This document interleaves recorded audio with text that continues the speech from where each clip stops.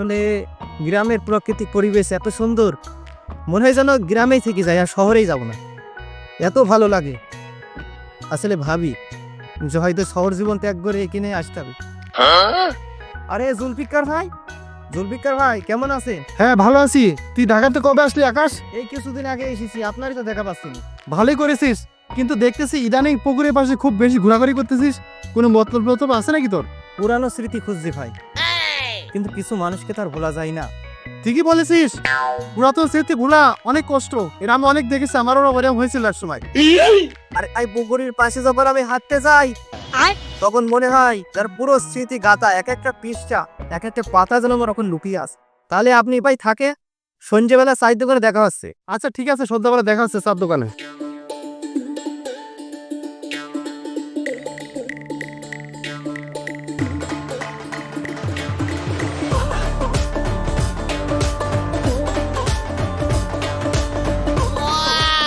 কতক্ষণ বসে থাকবো? সে আকাশ আমার আসতে পারলে, আমার স্বামীর আবার ওদিকে খাওয়া দাওয়া কিনে মাঠে পেটে দিলাম। আমার স্বামী যদি এইসব জানতে পারে আমার তো মেরে ফেলবে। সে কি গোপন কথা বলবে আমার এখানে আসতে বললো?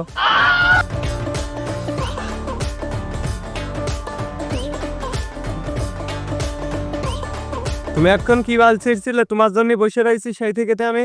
তুমি জানো না আমার স্বামী যে এইসব জানলে কি হবে? আমার স্বামীর হচ্ছে ভাতটাত খেয়ে মাঠে বেরিয়ে দিয়েছি।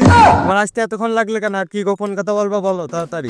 তোমার আশায় আমি এখনো বিয়ে করিনি, তুমি আমার জীবনে আসবে আমি সেই আশা নিয়ে এখনো পর্যন্ত বেঁচে আছি। আমার জীবন আগের মতো নাই, আর এখন তুমি যেটা বলছো ওটা আর সম্ভব না। তুমি চাইলে আমি সব কিছু ছেড়ে দিয়ে এই গ্রামে তোমার জন্য চলে আসতে পারি, কিন্তু তুমি চাও না আমি তোমার জীবনে আবার ফিরে যাই, আবার সেই সোনালী অতীত, আবার সেই ফুচকার দোকান আমাদের জন্য রঙিন করে ভরে উঠে। শোনো আকাশ, একটা কথা বলি, ভালোবাসার বাস্তব এক জিনিস না। আমার বিয়ে হয়ে গেছে আর আমি আমার স্বামীকে ঠকাচ্ছি, তার ফাঁকি দিয়ে আমি তোমার সাথে দেখা করতে এসেছি। এটা বিরাট বড় পাপ। তো যাই হোক, মন করো যেটা হয়ে গেছে সেটা নিয়ে আর ভেবে লাভ নেই। আমি তোমার সাথে কোনোদিনই আর মন করো যে যাইতে পারবো না। আমার স্বামী জুলফিকার, আমার তার সাথেই থাকতে হবে। ভালো থেকো।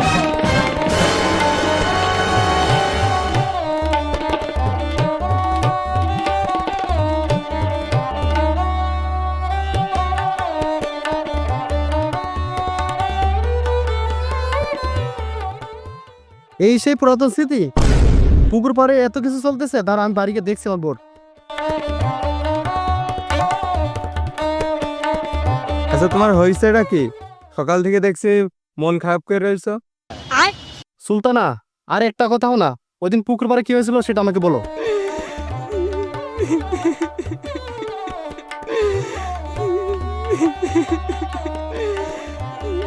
ওই তোর কান্নাকাটি বন্ধ কর। তুই ওই দিন পুকুর পাড়ে যা করেছিস সব আমার কানে এসে। তুই আমার মান সম্মান রেখেছিস কিছু? বল। বেয়াদব মহিলা, এখন আমার কান্নাকাটি করতেছিস? তোর সামনে থেকে দূরে যা, বেয়াদব মহিলা। তোমার আমি এত বিশ্বাস করতাম, এত ভালোবাসতাম, তোমাকে আমি সর্বদা আমার মনে রাখতাম, আর তুমি আমার বিশ্বাস ভেঙে দিয়েছো। তোমার পুরান প্রেমিকার সাথে এত সম্পর্ক, তুমি সেটা আগে বলতে পারতে, তাহলে তার সাথে আমি বিয়ে করে দিতাম। আর তুমি আমার ফ্যামিলি ধ্বংস করে দিছো। তোমার মতো বউ আমি রাখবো না, তুমি বাড়িতে বেরিয়ে ঝড় ভুল না।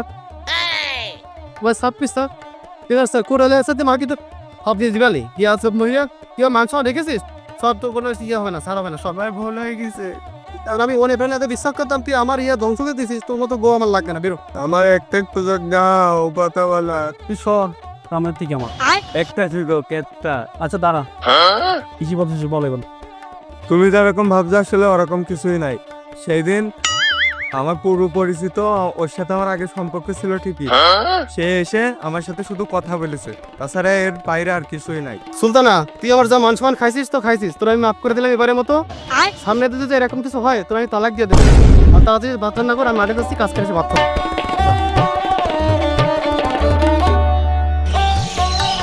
ভাবি এত কিছু করলে, আমি নিজের চোখে দেখলাম সামান্য কান্নার কারণে সবকিছু ঠিকঠাক হয়ে গেল।